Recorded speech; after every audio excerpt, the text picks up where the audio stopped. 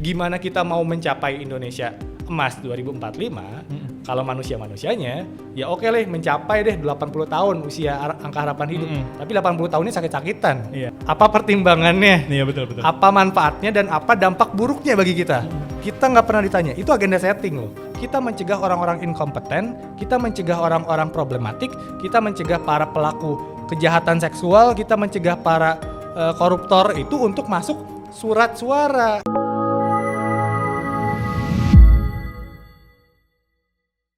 Halo kaum muda, jumpa lagi di podcast Bincang Bareng edisi kedua. Hari ini kita akan membahas banyak hal, intinya seputar pembangunan manusia, akses pendidikan, keberlanjutan kaum muda dan lain sebagainya. Dan tentunya gue hari ini nggak sendiri, hari ini gue ditemenin sama narasumber hebat, senior satu alma mater ya Kang ya. Perkenalkan ini adalah Kang Muhammad Fakhril Kausar, akrab disapa Kang Faceh ya. Kang Faceh memiliki pengalaman yang cukup panjang di dunia advokasi dan di dunia kebijakan publik. Mungkin sebelum kita mulai Kang Faceh, mungkin gue izin nanya, gimana kabarnya Kang Faceh akhir-akhir ini?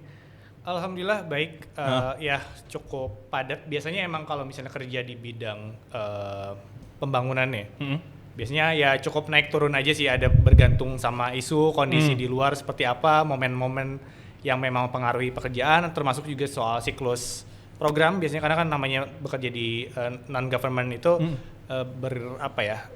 mengacu pada project-project yang juga dikerjakan seperti itu sih. Berarti mungkin kalau kita analoginya kayak mungkin dunia Big Four ya. Kalau akhir tahun tuh peak season, kalau di dunia NGO tuh gimana Kang? Apakah peak season juga atau nggak tentu? Saya mungkin bakal beda-beda. Beberapa NGO barangkali menjelang akhir tahun akan sibuknya sama pelaporan-pelaporan biasanya karena pertanggungjawaban ke sumber dana, pemberi sumber dana. Tapi beberapa juga ada yang tetap running dengan kegiatan-kegiatan di akhir tahun ya, karena kan namanya apalagi kalau misalnya buat isu-isu yang spesifik ya, misalnya kesehatan, pendidikan kayak gitu nggak akan ada ujungnya, nggak akan ada berhentinya ya. Kayak misalnya ya udah deh isu pendidikan ramainya di bulan apa aja, atau isu kesehatan kapan aja, itu bisa datang kapanpun. Jadi emang mesti siap aja sih biasanya gitu. Tapi dalam setahun biasanya ada aja naik turunnya sih. Oke. Tapi mungkin kalau ngelihat kondisi sekarang juga, karena yang ngelihat masalah kita kan memang nggak kunjung selesai ya Kang. Berarti mungkin bisa gue simpulin nggak ada waktu juga buat santai, karena kan selalu ada isu yang berjalan itu ya sampai kapanpun ya. Betul. Oke. Mungkin ini sih Kang, karena mungkin kita juga dalam satu generasi yang sama. Mungkin gue juga pengen ngajak Kang Faceh ngobrol beberapa hal yang cukup menarik ya. Mungkin seputar sekarang kan kita lihat juga ya, Indonesia dengan segala cita-citanya, cita-cita Indonesia emas, presiden juga mencanangkan bahwa ya makan bergizi gratis itu harus dilaksanakan dengan segala pro dan kontranya. Nah, Kang Faceh yang memang mungkin berkecimpung di dunia itu, melihat kebijakan-kebijakan yang dilakukan oleh pemerintah sekarang, terutama mungkin di sektor pendidikan, karena kan kita masih kaum muda nih ya, kita masih kaum muda, jadi kita juga harus aware sama yang seputar kaum muda juga. Nah, Kang Faceh ngeliatnya gimana sih kebijakan-kebijakan pemerintah, at least for now lah, realitanya tuh seperti apa? Iya, ketika bicara soal itu kan bicara soal visi ya. Sebenarnya visi gimana sih kita melihat manusia Indonesia ke depannya itu seperti apa. Yang barangkali kalau belakangan beberapa tahun terakhir seringkali jadi kayak semacam jargon Indonesia Emas 2045. Itu adalah jangka panjang kan, 20 tahun sampai 25 tahun, makanya dicanangkan 2045 baru bisa tercapai. Di mana itu juga berkaitan sama bonus demografi Indonesia. Di mana generasi muda itu dari segi jumlah, kuantitas itu banyak, dan diharapkan tentunya misalnya punya kualitas yang baik supaya apa? Tadi gizinya terpenuhi, pendidikannya memang punya baik, lalu juga mereka punya kehidupan yang layak, karena misalnya tentu butuh pertumbuhan ekonomi yang baik. Tentu itu ditopang oleh tenaga kerja yang sehat, tenaga kerja yang terampil, dan tentunya lapangan kerja juga yang sesuai sama apa yang diharapkan gitu. Kayak ketika misalnya di 2045 diharapkan Indonesia manusianya adalah manusia-manusia yang memang bisa bersaing gitu kan, punya daya saing dengan negara-negara lain, karena di situ titik di mana populasi Indonesia juga akan berkembang banyak gitu kan, dan tentunya itu adalah momentum yang harus dikejar, tapi nggak tahu sih, kayaknya belakangan juga agak makin berat nih, Iya. karena bonus demografinya udah bukan lagi bonus. Kita apakah beberapa ahli bahkan udah bilang apakah kita udah lewat dari bonus tadi gitu, karena Udah tadi lebih. kita nggak dapat meraih si bonusnya. Kalau ketika bicara soal jangka panjang tadi, tentunya itu kita bisa pelajari dari RPJPN ya. Ya, rancangan pembangunan. jangka panjang nasional, yang mana itu disepakati juga sebenarnya udah dari beberapa tahun lalu gitu kan. Dan bentuknya juga udah diformalkan dalam bentuk undang-undang, dan juga itu merupakan visi strategis jangka panjang yang harus dicapai oleh banyak sektor, bukan cuma oleh sektor kesehatan, pendidikan, tapi itu tanggung jawab dari semua. Dan bagaimana untuk mencapainya tentu harus ada dipotong-potong per 5 tahun, itu namanya RPJMN. Kita harus lihat misalnya RPJMN 2025-2029 misalnya, itu adalah pengennya mencapai apa dulu, nanti 2030 sampai 2035 itu beda lagi strateginya. Menengah ya jatuhnya ya. Jangka menengah itu strateginya beda-beda lagi, dan itu ditentukan oleh program-program dan juga visi dari presiden biasanya, karena kan sama tuh jangka waktunya RPJMN dengan jangka waktunya presiden seperti itu. Kalau misalnya kita mau lihat banyak permasalahan sebenarnya ya terkait dengan pembangunan manusia saat ini gitu. Misalnya ketika bicara soal gizi, stunting aja, Indonesia meskipun dalam 10 tahun atau 15 tahun terakhir itu banyak progres terkait dengan capaian gizi, capaian prevalensi stunting juga menurun, tapi di sisi lain untuk mencapai target yang global dan juga untuk mencapai target yang memang distandarkan itu masih jauh tuh, kayak masih cenderung stagnan penurunannya seperti itu. Atau misalnya ketika bicara soal standar-standar indikator pendidikan, itu juga masih tertinggal jauh gitu kan, skor PISA dan lain sebagainya, kita masih tertinggal jauh dari negara-negara yang seringkali kita benchmarknya ke sana seperti itu.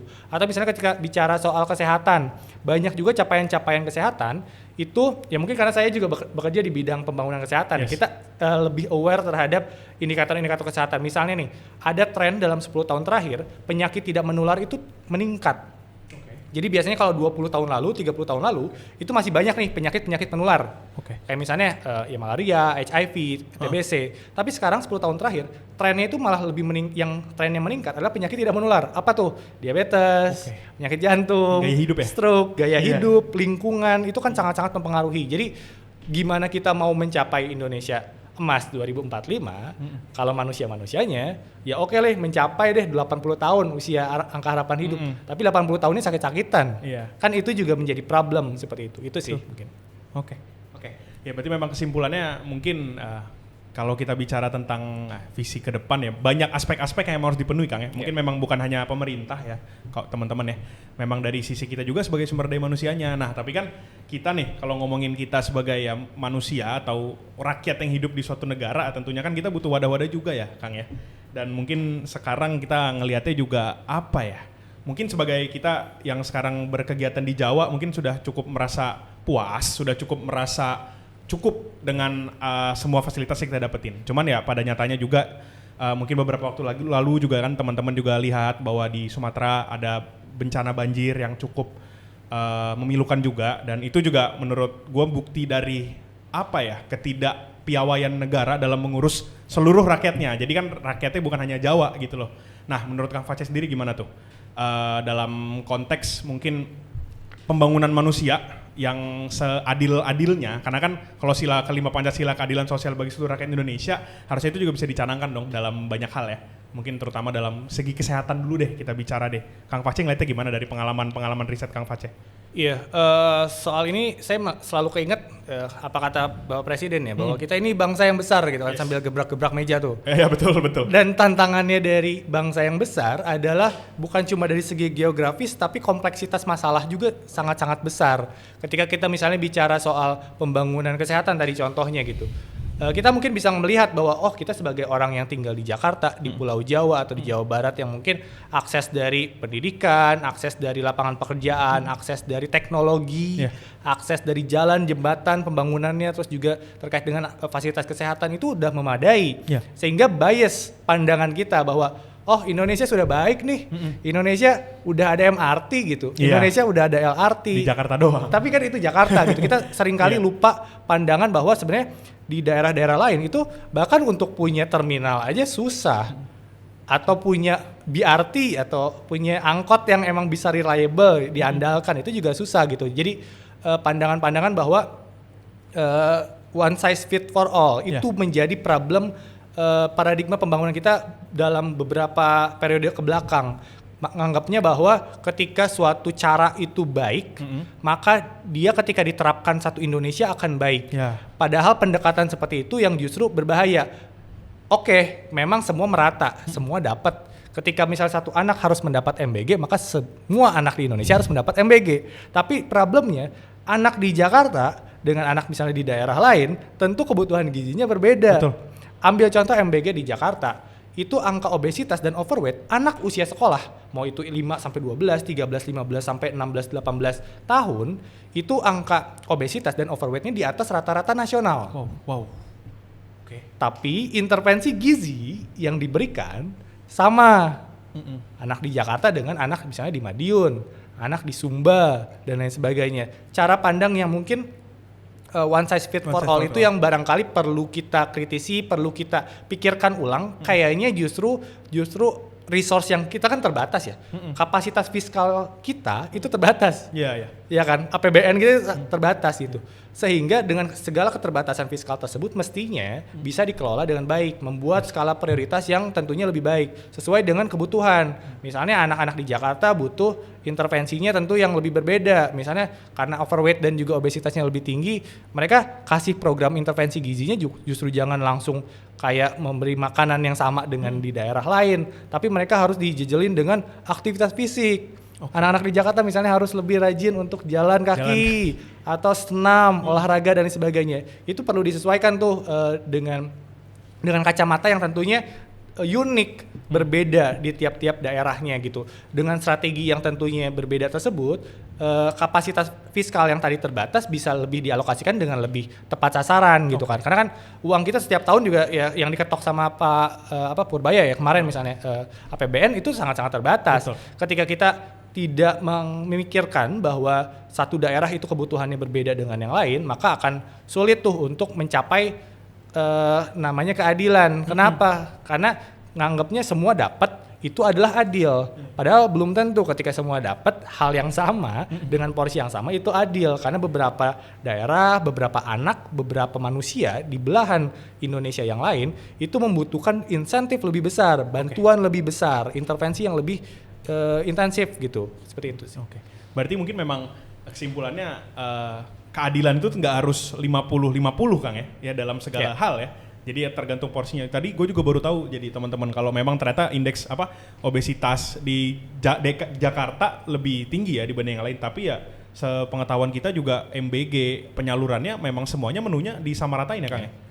Meskipun mungkin berbeda ya, karena ada kearifan lokal juga di situ. Jadi misalnya menu-menu MBG itu mempertimbangkan bahwa daerah ini penghasil ikan, makanya dibanyakin ikan kayak gitu. Tapi kan balik lagi intervensinya mesti dipikirkan supaya berbeda nih gitu kan. Dan sekarang kan modelnya juga ya semua anak yang penting dapat dulu, padahal kan ya belum tentu yang di sini lebih urgent dibanding di belahan Indonesia yang lain. Tapi dalam hal konteks anggaran yang dipakai itu sebenarnya rata nggak sih Kang?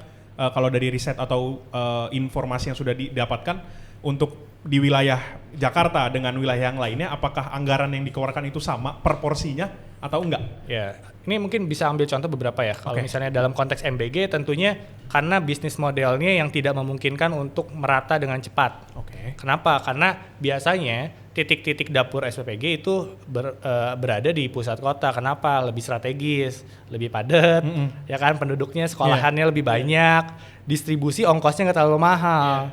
Sementara kalau di daerah-daerah yang 3T seperti itu kan udah otomatis, siapa yang mau bangun sih dapurnya? Karena balik lagi logikanya ke bisnis. Bukan pemenuhan gizi. Itu dalam contoh MBG.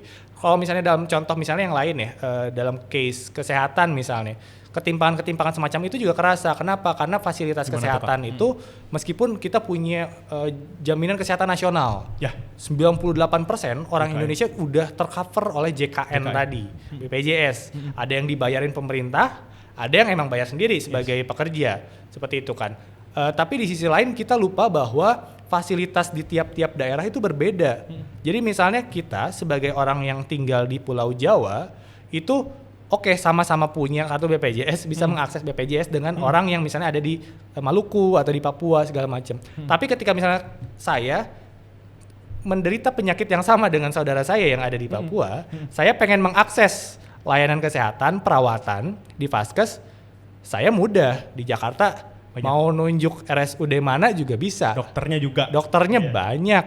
Tapi di Papua dokter spesialisnya kosong, nggak ada nih yang mau, udah setahun kosong. Atau misalnya di puskesmas, oh ini puskesmasnya jauh, atau alat-alat kesehatan tentunya nggak ada dan lain sebagainya. Sehingga apa? Pemanfaatan dari BPJS tadi atau JKN tadi jadinya tetap timpang.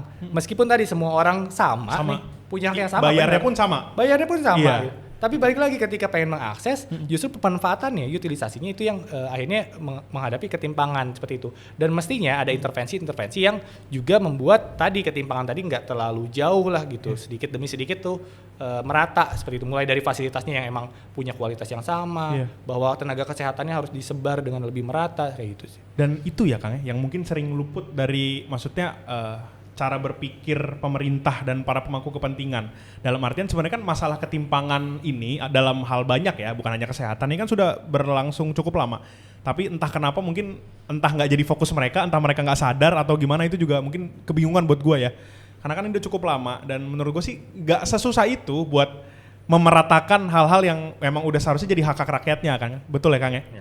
Sebenarnya inisiatif dan juga improvement pasti ada. Dari beberapa rezim yang berganti ini pasti ada improvement. Kayak misalnya ambil contoh kayak misalnya budget tagging untuk beberapa urusan, kayak misalnya budget tagging untuk urusan pemberdayaan perempuan, perlindungan anak, untuk iklim, kayak gitu udah ada. Maksudnya mereka juga ngeh bahwa perlu ada prioritisasi dan juga penandaan nih bahwa sebenarnya seberapa besar sih kita sudah mengalokasikan resource yang kita punya untuk urusan-urusan yang spesifik, yang prioritas seperti itu. Tapi balik lagi, ketika kita bicara soal agenda pembangunan, ketika kita pengen merekognisi bahwa ada ketimpangan di situ, keadilan di situ, kita harus sudah adil sejak dalam pikiran bahwa kita nggak bisa pakai kacamata, oh saya sebagai pemangku kebijakan, saya sih ngerasanya Indonesia baik-baik aja gitu. Kita harus benar-benar merasakan gitu kan, bahwa apa sih yang sebenarnya menjadi permasalahan atau kendala dari masyarakat yang mengakses tersebut gitu kan. Kayak misalnya sekarang kita mau bicara soal kebijakan transportasi publik atau perkotaan yang memang mudah, reliable, mudah diakses oleh masyarakat dan terjangkau. Tapi pembuat kebijakannya atau misalnya anggota dewan dan lain sebagainya bukan orang yang sehari-hari misalnya menggunakan fasilitas tersebut. Itu kan jadi tidak tahu gambaran nyatanya itu seperti apa kayak gitu. Jadi terkadang praktik-praktik seperti itu juga jadi miss-nya gara-gara memang dibuat oleh orang yang tidak mau pakai kacamata masyarakat. Itu sih gitu, jadi agak sulit untuk bisa membayangkan sebenarnya kesulitan apa, kendala apa gitu. Ketika misalnya kita bicara soal misalnya akses teman-teman dari disabilitas, itu kan seringkali terkendala. Banyak banget fasilitas-fasilitas publik yang untuk menunjang kehidupan mereka, misalnya buat mobilitas segala macam itu tidak maksimal. Karena apa? Misalnya mereka sejak diskusi pembangunannya atau perencanaannya tidak dilibatkan, misalnya secara bermakna. Kalaupun dilibatkan juga, oh ini undangannya tapi mendadak misalnya. Kadang orang juga formalitas dan lain sebagainya kayak gitu. Itu sering banget terjadi karena itu tidak dijadikan standar minimal gitu. Itu hanya dijadikan, oh ya udah checklist nih, udah ada nih nama bapak ini yang mewakili komunitas bla bla bla segala macam. Padahal kan belum tentu kayak gitu. Iya. Jadi memang agak disayangkan juga ya dalam hal, mungkin kita nanti agak nyerempet juga ya ke kebijakan ya. Karena kan tadi Kang Face juga mention tentang kaum disabilitas ataupun kaum marginal lainnya yang memang susah dilibatkan. Sepengetahuan gue juga Kang ya, dalam mungkin setiap pengambilan keputusan, dalam setiap pembuatan produk hukum, undang-undang dan lain-lain kan memang ada RDP atau ada RDPU yang memang sebenarnya harus ada partisipasi bermaknanya kan, ada berapa sekian persen lah dari unsur masyarakat. Nah, tapi memang pada nyatanya mungkin teman-teman juga tahu lah, sering-sering juga kan Kang ya didemoin sama orang-orang mungkin ya dalam berbagai macam undang-undang, cipta kerja lah, omnibus lah dan lain sebagainya, bahwa sebenarnya ya kita tuh nggak cukup dilibatin Kang dalam hal pengambilan keputusan itu. Nah menurut Kang Face salahnya tuh di mana? Atau pendapat Kang Face deh as personal?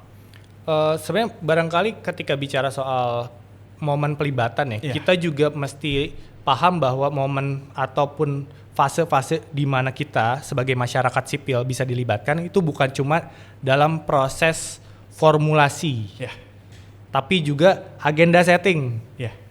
Seringkali itu agenda setting itu aja udah miss. Kenapa? Kita nggak dilibatin. Loh kok ini tiba-tiba ada proyek strategis nasional 1, 2, 3 sekian puluh. kita nggak pernah ditanya kenapa ini strategis. Iya. Apa pertimbangannya? Iya betul. Apa manfaatnya dan apa dampak buruknya bagi kita? Kita nggak pernah ditanya. Itu agenda setting loh. Lalu yang kedua juga ketika masuk ke fase apa ya? Maksudnya proses formulasinya tadi masih banyak yang sifatnya formalitas dan lain sebagainya. Saya mungkin mau ngasih contoh beberapa ya yang pernah ditemuin dalam konteks kesehatan. Itu ada beberapa pemerintah di negara lain itu yang udah memanfaatkan, dan teknologi sebenarnya sekarang tuh udah bisa dimanfaatkan untuk proses-proses seperti itu. Misalnya ada satu pemerintah wilayah negara bagian di Australia, itu udah bikin sebuah website yang mana dia mempublikasikan ketika misalnya bukan cuma undang-undang, bukan cuma perda atau pokoknya peraturan yang legal gitu ya, tapi bahkan sebuah program, misalnya program strategis di daerah tersebut gitu. Mereka tuh mempublish dulu tuh di website, ada rencana pembangunan jembatan ini. Dengan pembangunan jembatan ini akan bermanfaat, nilai ekonomisnya apa, nilai sosialnya apa, dan lain sebagainya. Tapi ada potensi dampak negatifnya adalah kelompok ini terdampak bla bla bla dalam proses pembangunannya, akan misalnya debu konstruksi dan lain sebagainya akan berdampak seperti apa dan lain sebagainya. Kalau misalnya Anda sebagai pihak yang merasa langsung terdampak dan lain sebagainya, nanti bisa ikut dalam pertemuan di hari kapan, atau misalnya kalau tidak bisa hadir dalam pertemuan tersebut, Anda bisa mengirim pesan lewat website ini. Itu pemerintah yang bilang? Itu pemerintah disediakan di dalam websitenya. Dan yang bagusnya lagi bukan hanya ya udah nih menampung aja aspirasi, karena seringkali ada yang kayak gitu ada loh. Iya, I agree. Ada. Sepakat. Bahkan untuk RPJMN juga ada. Formalitas. Kita buat ngirim masukan masyarakat sipil baik sebagai individu atau organisasi itu ada. Tapi di sisi lain kita mau nge-follow up masukan kita kemarin udah sampai mana, beneran masuk atau enggak. Itu yang masih jadi PR. Jarang banget yang bisa kita tracking sejauh mana sebenarnya masukan-masukan misalnya dari masyarakat sipil, dari individu dan sebagainya. Ini tuh benar masuk ke draftnya atau enggak sih? Ini tuh benar-benar didiskusiin atau enggak sih? Itu enggak ada. Karena kadang website-nya juga itu kan. Itu aja kan sebenarnya yang udah fundamentalnya ya. Iya. Apalagi kita bisa berharap bahwa itu bisa di-tracking progresnya sampai mana sih. Itu sulit. Masih jauh kita untuk sampai sana sih. Makanya tadi mungkin agak sedih juga ya kalau ngeliat Australia udah di level sejauh itu, sedangkan kita dalam artian website aja buat, biasanya kan sebelum ada undang-undang tuh draftnya muncul ya di website aja biasanya muncul baru hari H atau H+1-nya. Itu aja nandain kalau entah memang websitenya yang jelek atau memang dari pemerintahnya yang memang ya tadi mungkin Kang Faci juga sempat sebut soal agenda setting yang seolah-olah memang ya kita tuh tidak dilibatkan, dalam artian mungkin gue juga ngerasanya gitu sih Kang, dalam mungkin setiap beberapa kali ya pengambilan keputusan, formulasi dan lain-lain, kadang yang dilibatin ya emang unsur masyarakat, tapi apakah masyarakat itu mewakili kita? Dalam artian ya kan Kang ya? Dan kadang yang penting juga adalah meeting notes di mereka itu sampai dilampirkan. Kita bisa tahu ketika meeting di tanggal sekian yang hadir siapa aja, siapa nih yang ngeluarin ide bodoh ini. Kita bisa tahu. Sementara di sini kan kita nggak tahu catatan meetingnya nggak ada. Gitu. Notulanya biasanya template.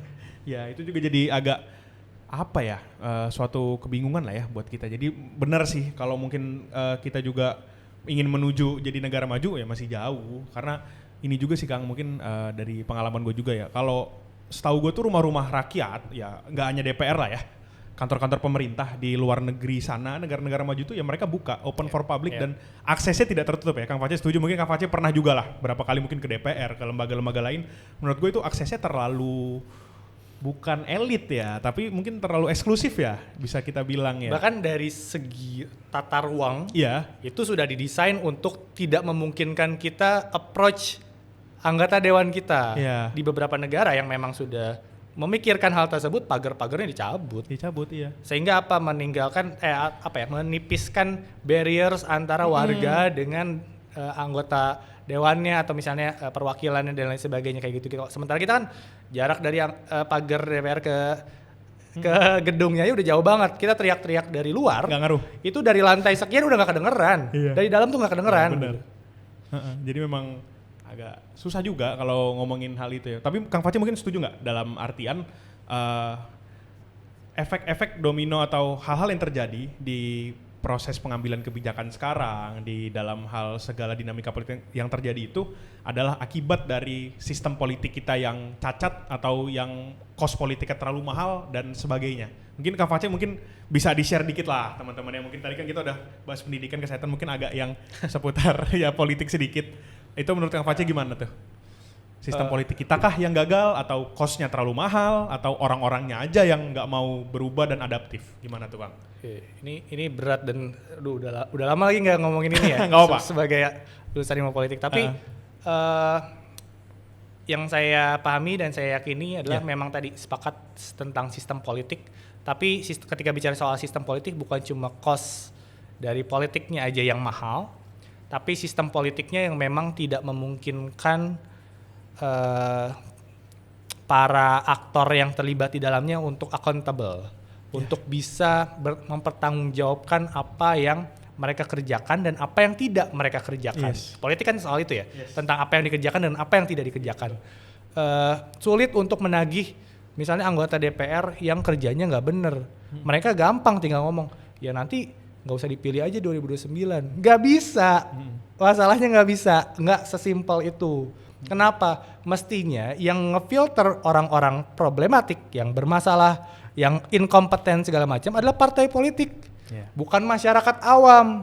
Masyarakat awam mudah banget dikasih sembako, dikasih serangan fajar, dikasih apa, mudah untuk, karena apa? Baik lagi, pendidikan masyarakat kita juga kebanyakan masih rendah. Betul. Gitu kan. Dan ditambah mereka sehari-hari harus berkutat dengan kebutuhan ekonomi yang menjepit mereka. Sepakat. Sulit untuk mengharapkan bahwa seleksi orang-orang terbaik yang duduk di pemangku kebijakan itu datang dari kotak suara. Yang seharusnya dilakukan adalah kita mencegah orang-orang inkompeten, kita mencegah orang-orang problematik, kita mencegah para pelaku kejahatan seksual, kita mencegah para koruptor itu untuk masuk surat suara, bukan menghakimi di kotak suara. Gimana caranya orang-orang aneh ini nggak masuk fotonya ada di situ? Karena kalau udah masuk fotonya di situ, yang modalnya paling gede itu yang akan kepilih. Baik modal sosial, misalnya di followersnya banyak, atau sering masuk TV, artis segala macam, atau misalnya ya orang yang emang modal finansialnya gede gitu. Karena ketika udah masuk situ ya udah, itu udah mudah banget, kemungkinan besar mereka akan terpilih karena modal mereka gede. Yang harusnya dilakukan adalah mencegah, membuat barriers ataupun mekanisme supaya tadi partai politik menjalankan fungsinya dengan lebih baik. Itu yang agak susah. Kenapa susah? Karena itu sama aja kita nyeramahin orang-orang di DPR supaya kalian berbenahlah, ini partai politik harus direvisi nih undang-undang partai politiknya. Gimana mereka mau refleksi, gimana mereka mau mengubah sesuatu yang memang sejak awal udah menguntungkan mereka. Itu menjadi status quo selamanya, nggak tahu sampai kapan. Dan ya namanya kalau bicara tadi, makanya teman-teman yang kaum muda juga ya, tadi karena Kang Face juga bilang filternya memang harus di partai politik, tapi kita juga sebenarnya sebagai ya masyarakat sipil bisa juga maksudnya merubah hal itu dari hal yang paling kecil, dengan maksudnya mungkin nanti di pemilu yang akan datang di 2029 ya, terutama kaum muda, Gen Z dan yang ke bawahnya harus memilih dengan bijak, dalam artian ya kita memang harus benar-benar melakukan riset yang mendalam dan melakukan analisis apakah calon yang akan kita pilih itulah yang tepat buat kita. Walaupun ya mungkin Kak Face juga setuju, yang kelihatannya depan baik belum tentu sepenuhnya baik ya, sampai kapanpun nggak akan ada yang sempurna. Tapi ya dengan riset lebih dalam, dengan mungkin awareness teman-teman kaum muda dengan akan politik, mungkin ke depannya who knows Indonesia akan menjadi jauh lebih baik. Betul. Dan juga saya pengen menekankan bahwa penting kita untuk menekan partai politik. Kita demo tuh bukan cuma ke DPR atau ke kementerian aja. Kita juga perlu menekan partai politik. Lu itu adalah pabrik dari orang-orang yang akan mengambil kebijakan. Lu lah cetakannya. Lu yang mencetak orang-orang siapa aja yang lolos, siapa yang enggak. Harusnya lu memberikan kita pilihan-pilihan yang terbaik. Bukan justru pilihan-pilihan yang hanya menguntungkan segelintir pihak aja gitu. Jadi barangkali tadi ada aksi-aksi yang memang bisa kita lakukan dengan mengedukasi diri dan juga orang-orang sekitar untuk bisa lebih aware terhadap mana nih yang emang beneran punya kerja yang baik dan lain sebagainya. Tapi di sisi lain juga kita perlu menekan partai politik sebagai pencetak atau pabrik-pabrik dari aktor politik. Iya betul. Jadi makanya teman-teman, tadi Kang Face juga bilang kan, karena kita juga harus kenapa harus aware sama politik ya, dalam hal selain dari memang pemimpin yang harus kita pilih ya, karena itu juga bakal nyangkut sama hidup-hidup kita juga ya Kang ya. dalam mungkin konteks ya partai politik dengan segala perangkat dan kader-kadernya yang nanti akan memang mewakili kita di tempat-tempat formal itu, ya itulah kan yang nanti akan berdampak langsung buat hidup-hidup kita. Nah, jadi memang harus ada awareness dan kesadaran itu harus dibangun sedini mungkin. Nah, itu juga balik lagi kita ke topik utamanya. Itu bisa dibangun ya dengan apa? Dengan pendidikan yang memadai. Pendidikan kan banyak ya Kang Pace ya, bisa maksudnya kita ngomongin dari segi infrastruktur pendidikannya. Nah, sama ini mungkin yang pengen gue bahas. Satu hal yang kadang mungkin gue sedih tuh Kang ya, kalau mungkin ngelihat sosial media, TikTok dan lain-lain tuh suka lihat kalau gaji upah guru ya, mungkin di daerah-daerah tertentu, mungkin yang belum jadi PNS, yang masih honorer itu kan sangat rendah ya. Itu menurut gue sangat menyedihkan, karena kan dalam artian mereka yang memberikan ilmu buat kita, mereka yang nanti akan merubah generasi-generasi muda itu agar jauh lebih baik. Nah, apakah dari sepengetahuan Kang Pace ya, apakah hal-hal ini sudah dipikirkan sih sama pemerintah, atau memang ini masalah klasik yang bakal ada terus-menerus yang nggak ada ujungnya? Itu menurut Kang Pace gimana? Masalah upah yang layak, masalah ya sekolah-sekolah dengan segala fasilitasnya yang minim itu gimana Kang? Iya, ada alasan kenapa ada semacam mandatory spending ya untuk kesehatan di dalam undang-undang dasar, bahkan bukan undang-undang. Diamanahkan ya itu ya? Diamanatkan 20% untuk pendidikan. Ada alasan kenapa itu harus tercatat secara eksplisit di situ dan itu harus dijalankan gitu. Karena sepenting itu dan sekrusial itu pendidikan. Ya kan, ketika kita ngelihat misalnya tadi udah disebut juga ketika bicara soal pendidikan banyak ketimpangan, bahkan kita juga belum menghargai guru sebagai pilar yang paling penting dalam pendidikan dengan lebih layak gitu. Di negara-negara lain yang udah lebih maju tentu mereka lebih aware untuk memberikan gaji guru dengan lebih layak, bahkan di beberapa negara itu gaji guru lebih besar daripada gaji-gaji pejabat atau pemangku kebijakannya. Kenapa? Karena mereka menghargai orang-orang yang akhirnya jadi guru adalah itu mengajar itu bukan sesuatu yang sulit. Betul. Dan itu adalah sesuatu pekerjaan yang seumur hidup. Ya kan, mengajar anak, mengajar yang siapapun mulia juga gitu itu kan. Itu seperti itu. Jadi emang penting dan juga disayangkan aja sih kita ngelihat, apalagi kalau misalnya di tahun-tahun belakangan juga, di tahun ini terutama tahun depan itu ada juga upaya untuk bagaimana komitmen anggaran tadi itu juga akhirnya berkurang. Kenapa? Tadi barangkali ada prioritas-prioritas pemerintah yang lain, yang mana kita juga tidak dilibatkan untuk kenapa sih ini prioritas seperti itu. Sayang banget, kenapa? Karena itu kan udah ada amanatnya, tapi barangkali kalau sekarang banyak yang bilang diakali. Kenapa? Karena secara hitung-hitungan tetap masih tetap mandatory spendingnya kena ya? Minimal. Tapi ketika kita coba breakdown anggarannya, ternyata nggak sepenuhnya buat pendidikan. Ada ya buat yang lain juga yang meskipun benar di sekolah untuk anak-anak sekolah, tapi itu bukan fungsi pendidikan gitu. Itu diklaim untuk fungsi pendidikan seperti itu. Disayangkan kenapa? Karena kita ngelihat bahwa dengan situasi 20% anggaran APBN buat pendidikan aja itu masih guru kesejahteraannya masih jauh lah gitu kan. Buat yang guru di sekolah negeri, yang honorer dan lain sebagainya itu masih sangat-sangat jauh. Tapi dengan adanya pengurangan atau pergeseran prioritas seperti ini, itu kan udah pasti akan terdampak. Kenapa? Karena kapasitas misalnya daerah-daerah untuk menggaji guru dengan lebih layak jadi kurang. Perekrutan guru baru juga jadi nggak ada nih, anggarannya udah dialihin untuk yang lain dan lain sebagainya. Atau bahkan bahan ajar, alat ajar di teknologi di daerah-daerah juga jadi berkurang. Atau biaya-biaya untuk misalnya merevitalisasi sekolah-sekolah yang udah hampir ambruk, atau sekolah-sekolah baru, karena di beberapa daerah di daerah 3T tentunya kekurangan sekolah.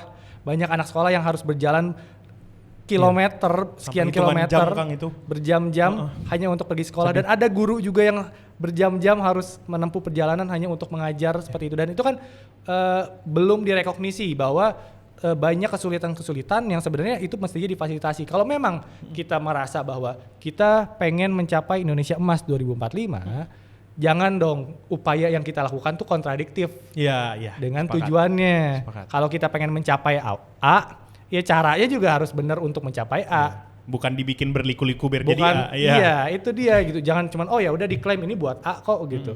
Itu yang takutnya malah jadi bermasalah di kemudian hari gitu. Karena kan baik lagi ya namanya generasi itu berganti.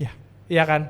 Anak-anak yang sekarang sekolah ini nanti misalnya beberapa tahun kemudian mereka akan tumbuh dewasa dan lain sebagainya, tapi tidak mendapatkan misalnya pendidikan yang cukup layak dan sebagainya. Di sisi lain guru, orang jadi malas jadi guru karena misalnya ya nggak ada masa depannya nih, gajinya gitu kan, gajinya nggak jelas dan lain sebagainya kayak gitu-gitu. Itu juga membuat orang jadi enggan jadi guru, padahal profesi guru itu adalah salah satu yang paling penting gitu kan untuk pilar pembangunan bangsa seperti itu. Jadi takutnya ini jadi efek domino yang bisa berdampaknya justru kontradiktif dengan apa yang pengen kita capai sebenarnya dengan upaya-upaya tadi gitu, dengan pengalihan fokus ataupun prioritas pemerintah dan lain sebagainya. Tapi ya sebenarnya pengalihan fokus pemerintah juga tidak ada masalah dengan itu, sama sekali tidak ada masalah. Tapi harus jelas kenapa kita butuh ini, dasar kajiannya apa, kayak gitu. Ini kan gimana kita bisa mempertanggungjawabkan keputusan ini gitu. Makanya itu menarik tadi, karena tadi kan sempat bahas karena mandatory spending juga. Karena memang sebenarnya sesuai amanat undang-undang tuh 20% ya Kang ya. Tapi ya mungkin entah kenapa, mungkin teman-teman juga tahu lah program apa yang kita maksud. Dengan segala caranya mereka, setahu gue juga di rapat DPR dan lain-lain juga sempat jadi attention juga. Karena ya anggaran-anggaran maksudnya di komisi-komisi yang seputar pendidikan dan kesehatan sempat ngebahas juga. Kalau nggak salah anggaran kesehatan dipotong juga ya Kang ya, dipangkas juga kan. Nah, anggaran kesehatan dan yang anggaran juga salah satunya kementerian lembaga yang kena juga, mungkin teman-teman tahu BNPB ya, yang anggarannya dari sekian triliun dipangkas jadi nggak sampai 1 triliun. Nah itu juga ngakibatin ya suka nggak suka, mau nggak mau kita harus menyalahkan itu sedikit banyak ke pemerintah. Karena kan yang bencana banjir Sumatera, bagaimanapun BNPB dengan segala keterbatasannya ya anggarannya udah nggak ada, anggarannya udah dipangkas. Nah harusnya mungkin menurut gue juga Kang pribadi, pemerintah harus tadi kayak Kang Face bilang, kalau di Australia kan mereka setiap bikin kebijakan tuh selain ngelempar ke masyarakat juga mereka ada di awal udah nulis nih kemungkinan efek negatif dan dominonya apa ya. Nah di Indonesia tuh mungkin masih kurang itu ya Kang dan teman-teman, yang menurut gue juga harus dijadiin bahan pikiran buat nanti para pejabat-pejabatnya biar nggak lagi keulang bencana-bencana dan tragedi-tragedi itu, karena kan cukup disayangkan juga Kang ya kalau hal-hal itu terjadi lagi. Nah mungkin ya bicara tentang inilah ya seputar kaum muda ya kita mungkin geser sedikit. Kang Face ngelihat mungkin di era yang sekarang udah digital banget, udah era yang cukup sangat maju dan sangat terbuka lah bisa gue bilang. Kang Face melihat ini sebagai suatu kekuatan nggak buat kaum muda, dalam artian kita pasti nanti bisa jadi lebih baik nih dari yang sekarang, dari yang udah lagi menjabat, atau justru kita harus ngefilter hal-hal itu. Menurut Kang Face gimana tuh Kang? Iya, sebenarnya tergantung. Tentu kalau misalnya mau menaruh harapan tentu harusnya kita optimis ya, melihat harus generasi kita gitu ke depannya akan seperti apa. Tapi di sisi lain juga kita perlu mempertimbangkan bahwa kita hidup di era atau di masa yang mana sistemnya tidak ideal dan entah kapan akan menjadi ideal sistemnya. Apakah kita ya udah nunggu sistemnya ideal dulu deh baru join ke dalam sistem itu, atau ikut membenahi bangsa dan sebagainya. Kalau misalnya sistemnya belum ideal, udahlah gue nyari duit aja gitu, bodo amat sama negara segala macam kayak gitu. Tapi kan tidak bisa. Apa yang terjadi belakangan ini membuktikan bahwa kita tidak bisa abai sama hal-hal yang politis tadi. Karena apa? Kita mau nggak peduli pun kita tetap kena imbasnya. Kita tetap terdampak negatif dari apa yang tidak kita putuskan atau tidak kita merasa kita ya udah itu bukan urusan gua gitu. Kita tetap terlibat, kita tetap terdampak gitu kan. Itu yang seringkali tidak disadari mungkin barangkali oleh orang-orang muda. Gua berharap tentunya semakin banyak orang muda yang sadar bahwa kecil besar keputusan politik itu berpengaruh terhadap diri dia dan nggak perlu nunggu pemilu nanti kelamaan. Pemilu itu kelamaan. Bentuk-bentuk partisipasi politik itu bisa berbagai macam gitu kan. Memanfaatkan platform digital seperti ini atau misalnya hanya sekedar bersuara di sosial media pribadi. Asal tentu tadi ya maksudnya sesuai dengan koridor dan lain sebagainya. Terus untuk willing untuk belajar sesuatu yang baru. Merasa bahwa jangan sampai saya terjebak di bubble yang sama dan sebagainya, tapi terus punya keingintahuan untuk belajar, untuk mendengar evidence, bukti dan lain sebagainya, itu menjadi sesuatu yang penting. Dan ketika bicara soal partisipasi politik itu bisa berbagai macam tuh bentuknya gitu kan, mau di kampus kayak ketika misalnya kalian masih di kampus dan lain sebagainya, itu adalah ruang yang sangat-sangat baik untuk belajar dan juga berpartisipasi dalam hal-hal yang politis. Terus juga berkaitan dengan sebenarnya banyak ya platform-platform yang sekarang juga menyediakan bagaimana kita bisa terlibat di dalam aksi ataupun gerakan-gerakan yang memang sesuai dengan value kita. Yeah. Kita memang suka dengan isu pemberdayaan perempuan. Ada platformnya. Banyak banget platformnya. Oh tapi pemberdayaan platformnya ini nih yang lebih ke ekonominya, ya nggak masalah, banyak nih UMKM yang memberdayakan perempuan dan sebagainya. Atau misalnya saya peduli pada disabilitas dan sebagainya, maka dia terlibat di sana dan sebagainya. Komunitasnya udah makin beragam dan visibilitas terhadap platform ataupun komunitas tersebut semakin mudah karena dengan adanya platform digital tuh mau bikin campaign, mau bikin apapun itu udah lebih mudah untuk bisa didapat di platform kita gitu. Yang sulit justru terlalu banyak distraksi, itu yang justru berbahaya juga sebenarnya di sisi lain. Kayak misalnya terlalu banyak informasi yang kita terima setiap hari juga bikin kita enek. Iya betul, sepakat. Bikin kita capek, bikin berita kita sekarang banyak kan jelek ya.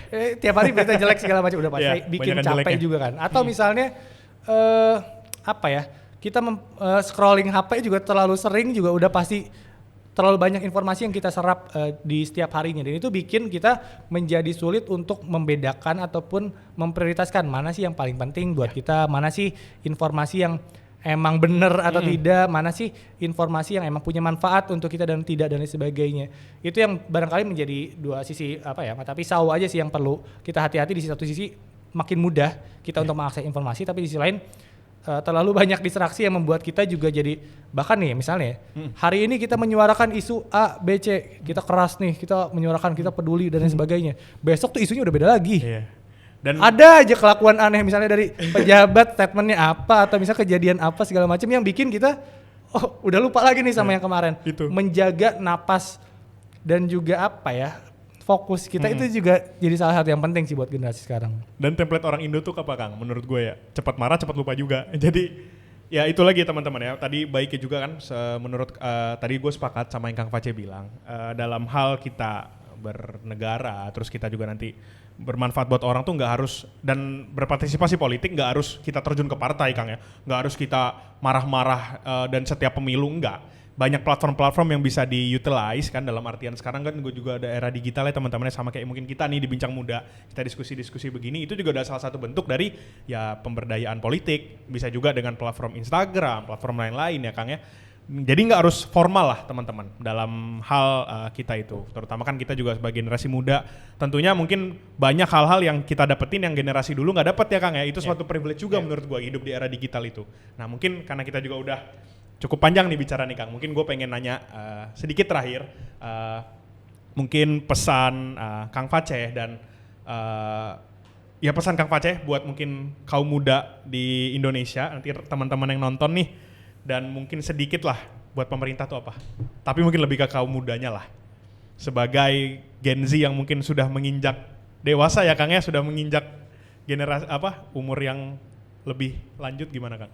Ya sebenarnya gue agak kurang suka untuk ngasih semacam wejangan atau kayak tapi gue percaya bahwa generasi itu selalu punya zamannya dan juga selalu punya caranya sendiri untuk mengeksplor sesuatu, punya caranya sendiri untuk kayak keingintahuannya juga biasanya berbeda-beda tuh. Interestnya berbeda-beda karena tentunya apa yang ngetrend di zaman gua tentu berbeda dengan apa yang ngetrend misalnya di zaman anak-anak sekarang gitu. Gua juga gak ngerti nih dengan apa yang lagi rame misalnya di sosial medianya anak-anak muda dan sebagainya kayak gitu-gitu. Tapi di sisi lain gua percaya bahwa rasa keingintahuan apalagi namanya anak muda ya kita selalu pengen tahu sesuatu, mempelajari sesuatu itu akan ngebawa kita pada setidaknya kalaupun belum pada hal yang baik, tapi setidaknya akan ngebawa kita pada jawaban-jawaban yang bikin kita belajar sesuatu gitu. Tapi justru momen dimana kita merasa cukup, momen dimana kita merasa gue udah tahu kok ini mah gini nih, itu yang bikin kita justru berhenti untuk belajar, berhenti untuk memahami sesuatu gitu. Jadi menurut gue sebenarnya sesimpel bahwa kejar terus apa yang menjadi rasa keingintahuan.